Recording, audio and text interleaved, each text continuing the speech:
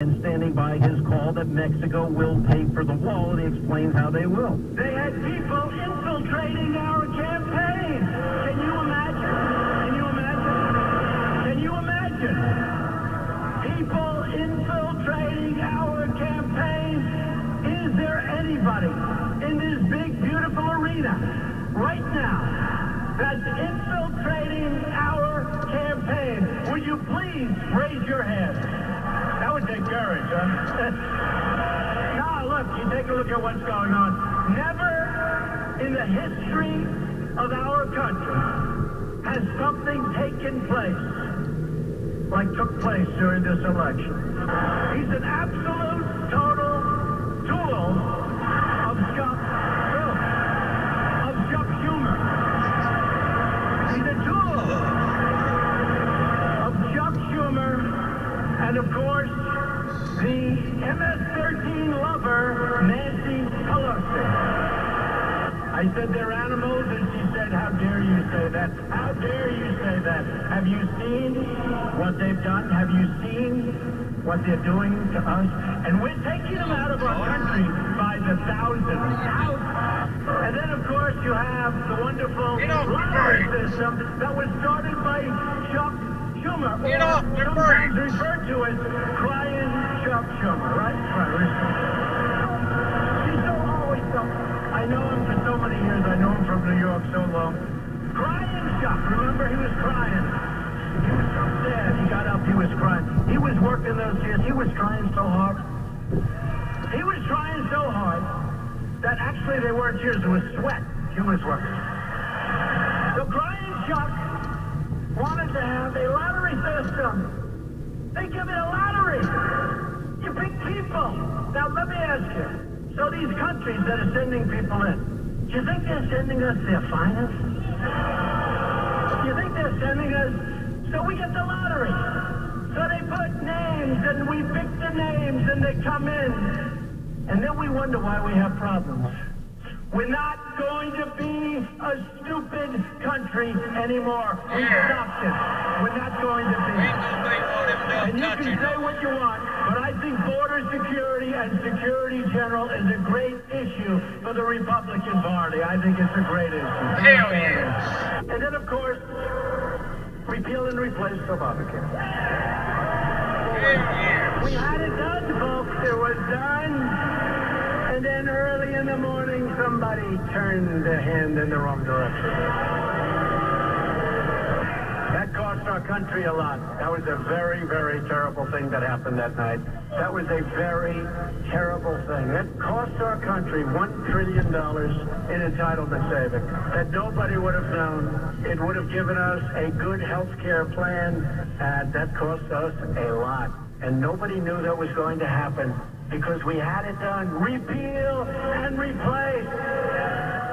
And the person that voted that way only talked repeal and replace. He campaigned on it. So I'll tell you this. Forget that. We are coming up with great health care. Our Secretary of Labor is coming out with a plan in 2 weeks. Association plan. It's going to be great. Our Secretary of Health, Alex, we have Alex Acosta, you know that? I have my two Alexes. Both my Alexes are coming out with plans that are phenomenal plans. Phenomenal plans. Alex Azar, Alex Acosta, and they'll be out over the next 4 weeks. It's going to cover a tremendous amount of territory. Plus, in the tax cuts, what did we get? The individual mandate is out the window. That was the most unpopular part of Obama. So unconstitutional. The VA Accountability Act. Nobody thought I could get it through. Nobody. Because of the unions. Hey, I understand. And because of civil service, which is very powerful. We got it through. I signed it a couple of months ago. Right? And now, when somebody steals, or when some sicko hurts our great veterans, we look them in the eye and we say, you're fired, get out of here, get out. And they're gone. We're going to get the wall done anyway.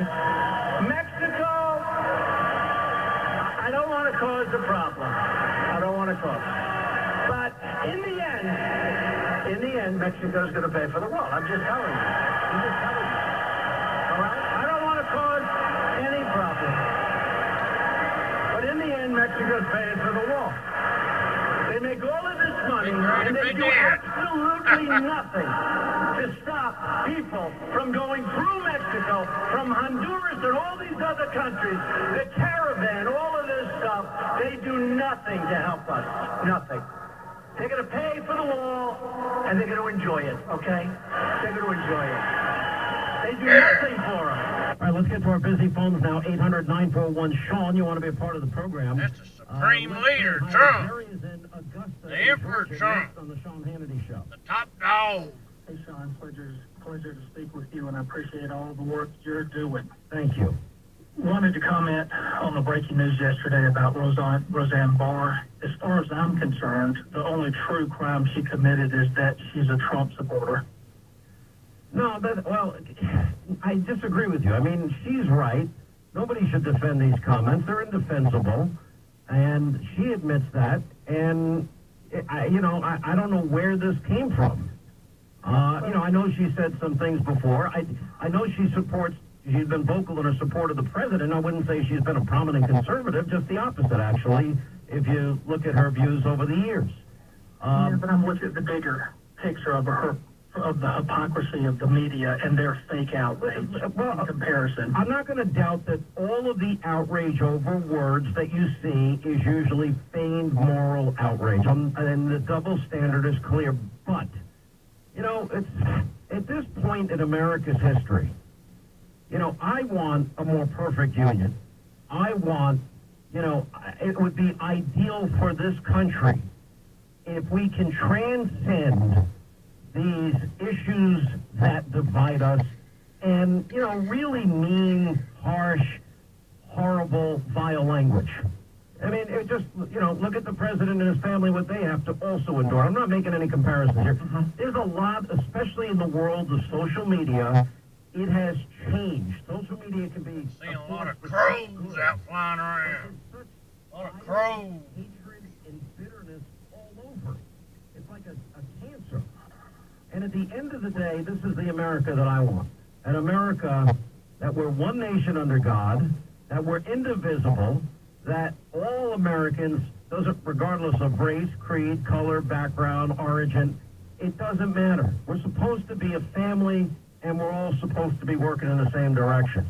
It doesn't help to say mean things about people. It never, it doesn't help to say things that are obviously racist. It just doesn't help.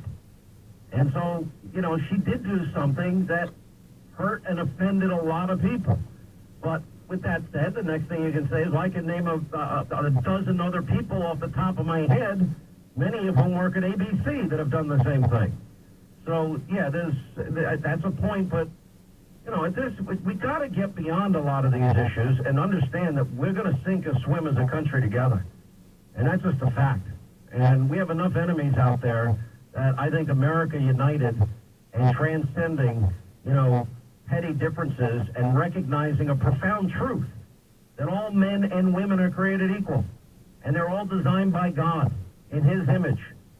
And I just think that recognition would by everybody, would do a lot to heal the country and move the country in a better direction. I want the country to succeed. It's horrible being in the media now, hating Trump, or being a left-winger now, hating Trump, because for you to succeed, he has to fail, and the country has to fail. And you can actively see, this is like a breakup letter. They all say the same thing. Anyway, you want a more perfect union. You want to kind of appeal to our higher consciousness, if you will. And I think for America, that would be a good thing. Does that make sense to you? It does, but unlike many of the others, at least he did come out with what I think is truly a sincere apology. It's a good point. And, that raises the questions of, do you accept people's apologies? Do people get to say, oh, my God, I was drunk. Oh, my God, I was drunk and on drugs. Oh, my God, I didn't even know what I was doing. Oh my God, I thought it was a joke. Does anyone get any slack today? And the answer is, this is it.